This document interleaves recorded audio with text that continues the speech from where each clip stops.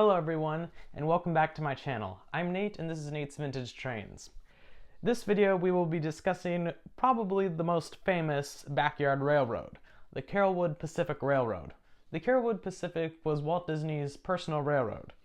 I'm not going to discuss too much about Walt Disney, but I will discuss his railroad in decent detail using sources that I have. So, Walt Disney was born December 5th, 1901 in Chicago. In 1906, his family moved to Marceline, Missouri, and it was during this time in Marceline that he got an interest in trains because of the local Santa Fe Railroad, and he started his interest in drawing and art. His family would move to Kansas City in 1911, and about this time he would become a newsbutch for passenger trains on the Missouri, Kansas, and Texas and the Missouri Pacific Railroads.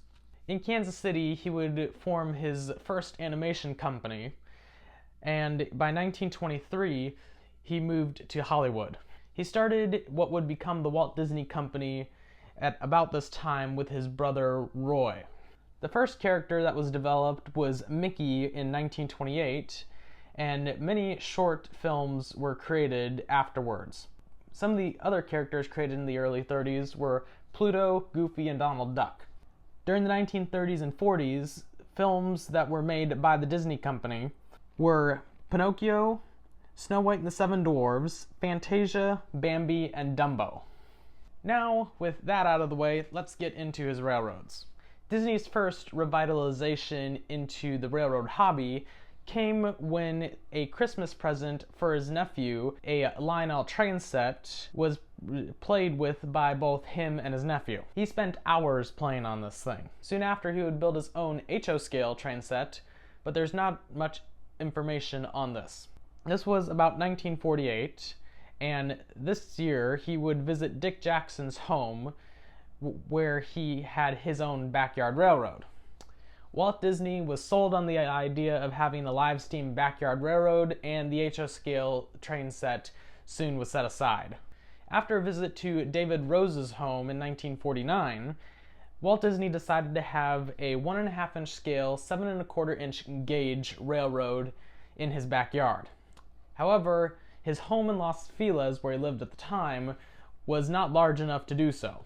So he purchased some land in the Holmby Hills area of Los Angeles and built his new home and backyard railroad. To build the locomotives and cars, books and photos were produced by Ward Kimball, Jerry Best, and Dick Jackson. There were also many books and even blueprints that were found from Southern Pacific Railroad itself. The locomotive chosen to be constructed was a representation or scale model of Central Pacific's 173, an 1870s designed 440 locomotive.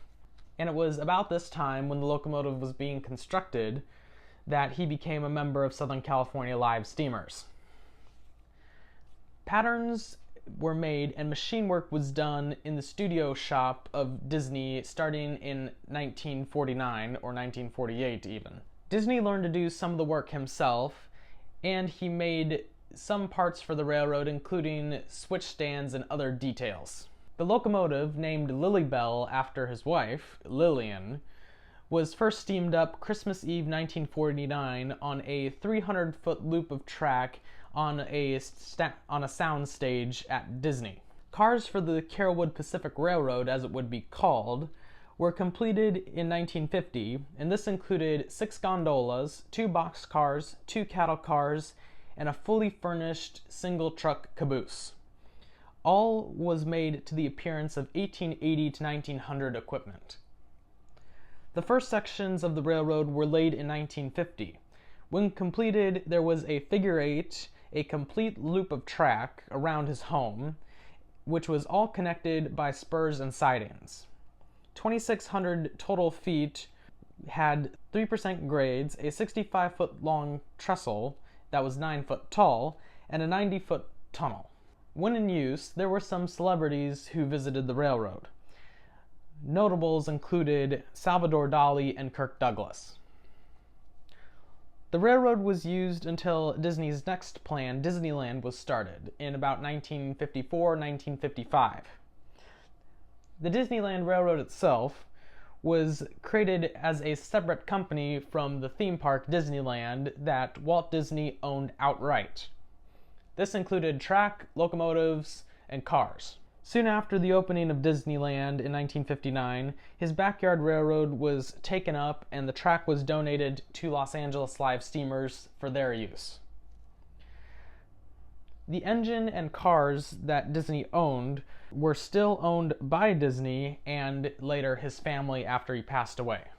The barn that was built where he would relax and even control his railroad was donated to Los Angeles Live Steamers by his daughter, and she created the Carolwood Pacific Railroad Society for preservation of the railroad. Other founding members would be Ollie Johnston and Ward Kimball. The Lily Bell locomotive is located at the Disney Family Museum in San Francisco with a few freight cars. The railroad cars can be found in a few places, including the Disney Barn, Disneyland, and at the Wilderness Lodge near Disney World. He also owned a Bassett locomotive, which was a 460 Great Western design. This locomotive was damaged in transit, which had to be fixed by Walt himself, and there are some photos of him working on it. This locomotive is now on display at the Carolwood Barn at Los Angeles Live Steamers. The old Carolwood home, Walt Disney's home, was eventually purchased by a private party and demolished, and the railroad area was torn up, of course. What I know of that is left of the railroad at his old home is a 90-foot tunnel, and this was from a video I found on YouTube. And I must mention the source that I got a lot of this information from. An article in the Miniature Locomotive magazine of 1952, which was written by Roger Brogy, a close friend of Disney and someone who helped build the railroad. The article includes lots of details on construction and other information on his railroad. If you want information about the Disneyland Railroad, I do recommend Alex the Historian's series about the Disneyland Railroad. So, thank you for watching this video. If you do like this sort of content, I do have at least 3 more videos leading up to Christmas. I think I counted that right. In my 12 days of Christmas, or really 11 days, because I missed one day. But anyway, so thank you for watching. Please subscribe so you don't miss the next video. And as always, I'm Nate for Nate's Vintage Trains, reminding you to keep it old school. And until next time, God bless, and of course, Merry Christmas.